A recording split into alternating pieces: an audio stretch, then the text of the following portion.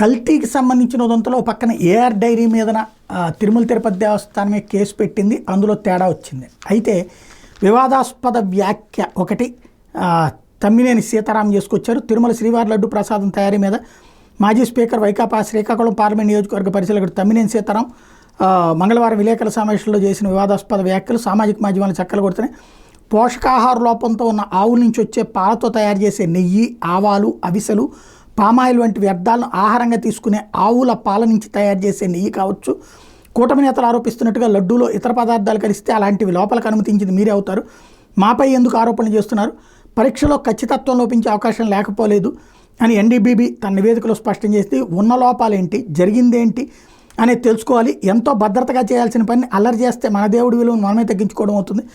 చంద్రబాబు వివాదాస్పద వ్యాఖ్యలు చేస్తుండటంతో హిందువులు మనోభావాలు దెబ్బతినే దుస్థితి వచ్చిందంటూ తమ్మినేని సీతారాం విమర్శించారు.